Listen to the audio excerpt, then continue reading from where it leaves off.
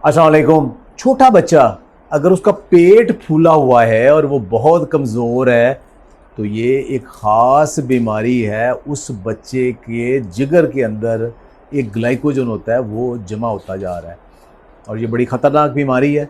अगर उसको आप प्रॉपर तरीके से पकड़ेंगे नहीं तो बच्चा रात रात में 5-6 घंटे में स्टारवेशन की वजह से खुदा न खास्ता उसको फिट्स पड़ सकते हैं और वो जान से भी जा सकता है। अगर बच्चे को आप ये अलामात देखते हैं तो फौरी तौर पे चिल्ड्रन अस्पताल फैसलाबाद में डॉक्टर नगीना साहबा के पास तशरीफ़ ले आएँ। तो डॉक्टर साहब ये क्या बीमारी है? बिस्मिल्लाहिर्रहमानिर्रहीम।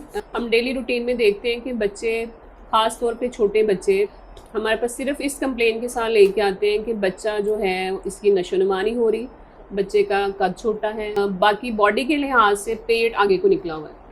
अब इस चीज़ को लोग अक्सर इग्नोर करते हैं और जब तक हमारे पास पहुंचते हैं तकरीबन बच्चे की उम्र 3-4 साल हो चुकी होती है। लेकिन ये जो प्रॉब्लम है ये बाय बर्थ होता है और जो कज़न मैरिजेस हैं वो दोनों कैरियर्स होते हैं, जिसकी वजह से ये बीमारी बच्चे में ट्रांसफ़र होती है और बच्चे में उसकी अलामात ज़ाहिर होना शुरू होती हैं। तो कई दफ़ा क्या होता है कि बच्चे आते हैं हमारे पास झटकों के साथ। अच्छा, फिट्स पड़ते हैं उन्हें? फिट्स पड़ते हैं। अच्छा। सारी रात में ख़ास तौर पे ये प्रॉब्लम होता है क्योंकि बच्चे जब सो जाते हैं, सुबह उठते हैं तो झटके लग रहे होते हैं। सारी रात जब बच्चा भूखा रहता है उनकी शुगर लो हो जाती है। नहीं, भूखा क्या रहता है? रात को अगर फीडर पिला दिया माँ ने तो रात के लिए काफ़ी नहीं होता? इन बच्चों में काफ़ी नहीं होता। क्यों? वजह यही वजह है कि जो ग्लाइकोजन है वो इनकी बॉडी में स्टोर हो रही है, जो ग्लूकोज ले रहे हैं वो आपकी ग्लाइकोजन मेटाबोलाइज नहीं हो रही।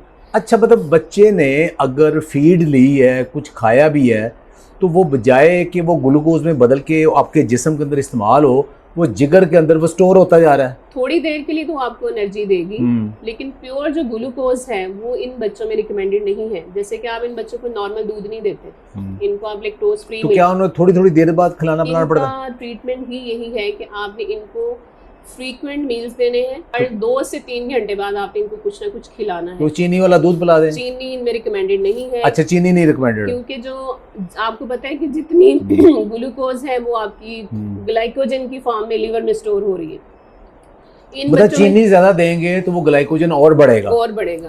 तो जो ग्लाइकोजन है उसको तोड़ने के लिए कुछ खास तरह के एंजाइम्स रिक्वायर्ड है जो अल्लाह ताला ने आपकी बॉडी में बनाए हुए हैं। इन बच्चों में वो एंजाइम्स डेफिशिएंट होते हैं जिन्होंने ग्लाइकोजन को ब्रेक करके आपकी बॉडी में ग्लूकोज फ्राहम करनी थी। लेकिन कोई ऐसी फूड होगी कि जो पूरी रात या 5-6 घंटे निकाल दे बच्चे को? उसमें फिर इसका जो ट्रीटमेंट है वो कॉर्न स्टार्च है जो रिकमेंडेड है। उसमें स्टार्च जो है आपको पता है कॉम्प्लेक्स कार्बोहाइड्रेट्स हैं। कॉम्प्लेक्स कार्बोहाइड्रेट्स जो है वो एकदम से ग्लूकोज का रैपिड जो है ना वो राइज नहीं आएगा। अब ऐसे वालिदैन जिनके बच्चों में ये बीमारी है वो इस बारे में बहुत कॉन्शियस होंगे कि अपने बच्चे को खिलाएं क्या। अब इसकी एक बहुत और आसान बेहतरीन रेसिपी ये है कि आप अपने बच्चे को पैनकेक बना के दे सकते हैं। पैनकेक आपने किस तरह बनाने हैं, आपने कॉर्न फ्लोर लेके उसके अंदर आपने अंडे की सफेदी शामिल करनी है, उसको तवे के ऊपर डालें, आपका पैनकेक बन जाएगा। आपका बच्चा बड़े मज़े से इसको एंजॉय करेगा। कॉर्न स्टार्च वैसे घोल के भी पिलाया जा सकता है? बिल्कुल, और इसकी एक प्रॉपर डोज होती है 1.2 ग्राम पर केजी के लिहाज से, बच्चे के वजन के लिहाज से वो डोज रिकमेंड करते हैं।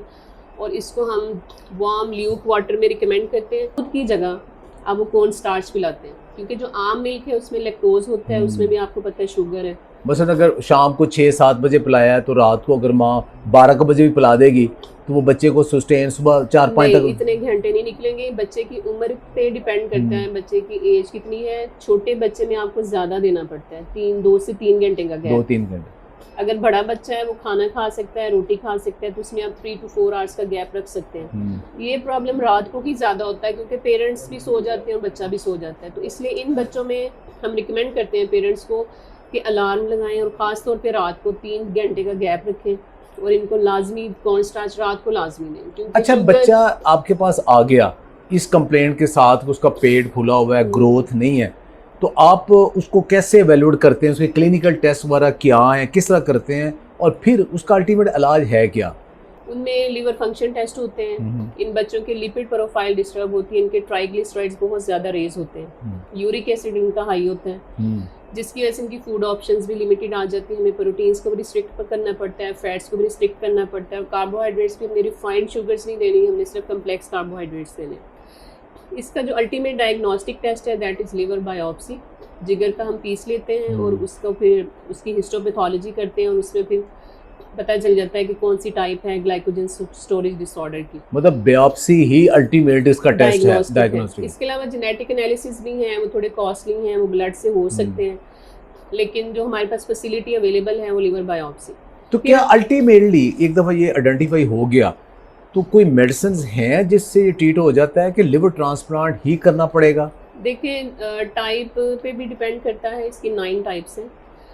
ये जो हम डिस्कस कर रहे हैं ये लिवर को इन्वॉल्व कर रही है। इसकी कुछ टाइप्स हैं जो हार्ट को इन्वॉल्व कर रही हैं, कुछ टाइप्स हैं जो मसल्स को इन्वॉल्व करती हैं। जो लिवर वाली टाइप है उसमें फिर हमें लिवर ट्रांसप्लांट की तरफ ही जाना पड़ता है। देखें, ये बड़ी ख़तरनाक बीमारी है कि बजाय ये कि आप इसको इग्नोर करके तो आप बिल्कुल ही अपने बच्चे की ज़िंदगी से हाथ धो बैठे, फौरी तौर पे डॉक्टर नगीना शहज़ादी साहबा जो कि इंचार्ज हैं चिल्ड्रन हॉस्पिटल में इन बच्चों के इसी मामलात में, तो आप फौरी तौर पे फैसलाबाद में चिल्ड्रन हॉस्पिटल में अपने बच्चे को लेके आएँ और यहाँ पे वो सारी फैसिलिटीज़ मौजूद हैं कि जो बच्चे के सारे एनालिसिस कर सकते हैं और उसको उसकी सेहत के मुताबिक उसका इलाज हो सकता है। अल्लाह आपको और आपके बच्चे को बेहतरीन सेहत में रखे और आपकी फैमिली को अपने हिफ्ज़-ओ-मान में रखें। खुश रहें, आबाद रहें। बहुत बहुत शुक्रिया।